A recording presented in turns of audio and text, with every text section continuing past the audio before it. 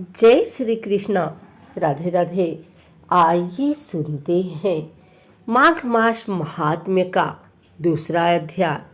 श्री सूत जी बोले, हे मुनिजनों, उस तपस्वी के उन वचनों को सुनकर राजा ने विनीत भाव से कहा, हे विप्र, मैं माघ मास के स्नान के फल को नहीं जानता हूँ। आप कृपा करके मुझसे विस्तार पूर्वक कहें। राजा के इन वचनों को सुनकर तपस्वी ने कहा, हे राजन, अब सूर्योदय होने वाला है, अतः इस समय स्नान करने का शुभ मुहूर्त है। यदि कथा प्रसंग में समय नष्ट हो गया तो तुम्हारा यह एक शुभ समय हाथ से निकल जाएगा। इस समय मेरी बात मानकर तुम स्नान करो और घर लौटने पर अपने कुल गुरु वशिष्ठ से इस प्रसंग को पूछ लेना। इतना कर तपस्वी स्नान करने चले गए। राजा के उनके वचनों को हृदय में धारण करके अपने साथियों सहित सरोवर में स्नान किया। प्रातः होने पर राजा अपने राज्य में पहुंचा। उसके मन में तपस्वी के शब्द गूंज रहे थे। अतः राजा दिलीप शीघ्र ही सुंदर वस्त्रों और आभूषणों को पहनकर अपने सुयोग्य मंत्रियों को साथ लेकर महल से निकला। बंदीजन राजा की स्तुति गाने लगे। राजा योग्य उपहार लेकर गुरु वशिष्ठ के आश्रम की ओर चला। वहां पहुंचकर उसने श्रद्धापूर्वक गुरु को नमस्कार किया और साष्टांग प्रणाम किया। वशिष्ठ जी ने राजा को यथोचित सत्कार करके आशीर्वाद दिया और कुशल पूछा। वशिष्ठ जी के सम्मुख बैठकर राजा ने आदर से अपना सिर झुकाकर बड़े ही विनीत स्वर में उनसे यह कहा, हे भगवत, आपकी कृपा और आशीर्वाद से मैं पूर्णतया प्रसन्न हूँ। आपके द्वारा मैंने आचार, दंड नीति, राजधन एवं चारों वर्णों तथा चारों आश्रमों की समस्त क्रियाएं, दान, विधान, यज्ञ, व्रत, उपासना आदि विधियों सहित भगवान विष्णु के पूजन की समस्त बातों को विधि विधान से सुन लिया है। आज एक तपस्वी ने माघ महात्म्य एवं स्नान की बातें सुनाकर मेरे दिल में एक जिज्ञासा उत्पन्न कर दी है। अतः हे नाथ, आप कृपा करके मुझे इस माघ मास का महात्म सुनाएं। वशिष्ठ जी ने प्रसन्न होकर कहा, हे राजन, आपकी भगवान के प्रति श्रद्धा को देखकर मेरा हृदय प्रसन्न है। तुमने समस्त जीवों को सुखी बनाने वाला प्रश्न किया है।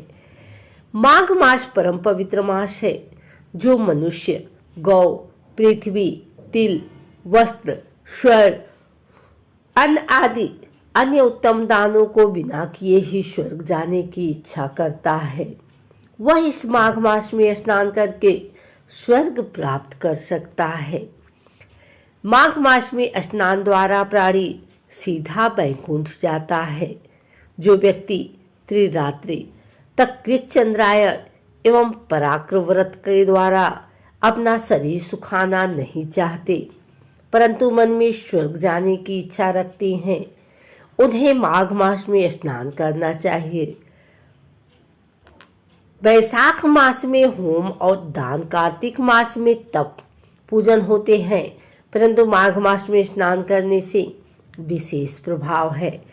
जो प्राणी बिना यज्ञ, दान, होम किए यदि स्वर्ग जाने की इच्छा करे तो उसे माघ मास में नदी, सरोवर आदि में सूर्योदय से पूर्व स्नान करने चाहिए। माघ स्नान का फल कामधेनु के समान है। विद्वान पुरुषों का कथन है कि माघ स्नान करने वाला प्राणी अनंत फल प्राप्त करता है, वह राजा होता है। माघ स्नान चाहे सकाम हो, चाहे प्रजा के लिए अथवा हरि भगवान के लिए हो और चाहे किसी निमित्त हो, माघ स्नान करने वाला अनेकों फल को प्राप्त करता है। मकर संक्रांति में अन्न त्याग कर अदिति ने 12 वर्ष तक माघ स्नान किया। इससे त्रिलोकी ने उज्जवल करने वाले 12 पुत्र प्राप्त किए। माघ स्नान के प्रभाव से ही अरुंधति सुभगा स्वर्ग को गए और सची परम रूपवती होकर स्वर्ग में राज्य करती थी। अनेकों प्राणियों ने जिन्होंने माघ स्नान किया है और नियमों का पालन किया है, उसके सुंदर अप्सराओं के नृत्य, गंधर्वों के संगीत एवं वाद्य यंत्रों से गुंजित वेद पाठी ब्राह्मणों की वेद ध्वनि से मुखरित परम पवित्र लोक में स्थान पाया है। जिन मनुष्यों ने माघ स्नान के साथ दान किया है, अप्रिय वस्तु का त्याग किया है, वे भाग्यशाली हैं। माघ स्नान के प्रभाव से अच्छी बुद्धि प्राप्त होती है, पापों का नाश होता है। इसके स्नान करने वाला प्राणी सहज ही उन लोगों को प्राप्त करता है जो ज्ञानी, तपस्वी और भगवान की आराधना करने वाले प्राप्त करते हैं। दान के द्वारा स्वर्ग प्राप्त करने वाले प्राणी पुण्यशील होने पर पुनः लौट आते हैं, परंतु माघ स्नान करने वाले कभी नहीं लौटते। इस सदैव वैकुंठ में वास करते हैं। माघ स्नान करने वाले प्राणी यदि दूध देने वाली गौ का दान करते हैं तो वह उतने वर्ष स्वर्ग में निवास करता है जितने गौ के शरीर में रोम होते हैं। जो प्राणी माघ स्नान के पश्चात गुड़, तिल का दान करता है, उसके सभी पाप नष्ट हो जाते हैं। तिल का दान पाप नाशक है और उसको दान करके प्राणी निर्मल हो जाता है। जो मनुष्य माघ स्नान करके ब्राह्मणों को जूता, कमंडल दान देता है, वह भोजन कराता है, वह मोक्ष प्राप्त करता है। हे राजन, जो पापी माघ स्नान के साथ दान करता है उसे सद्गति प्राप्त होती है। पितरों के तर्पण से प्राणी वैकुंठ पाता है।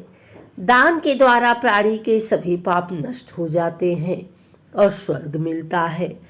माघ स्नान करने वाले प्राणी को माघ मास में यथाशक्ति दान करना चाहिए। जैसे आकाश की शोभा सूर्य से, कुल की शोभा संतान से, उसी प्रकार तप की शोभा दान से है। यह पावन प्रसंग भृगु ऋषि ने मणि पर्वत पर विद्याधरों से कहा है। उनके अनुसार माघ मास में अधिक दान करना चाहिए। अगर आपको हमारी वीडियो अच्छी लगी हो तो इसे लाइक करें, कमेंट करें, शेयर करें। हमारे चैनल को सब्सक्राइब करके बेल नोटिफिकेशन ऑल पर सेट कर लें ताकि आगे आने वाली वीडियो सबसे पहले आप तक पहुंच सके। धन्यवाद।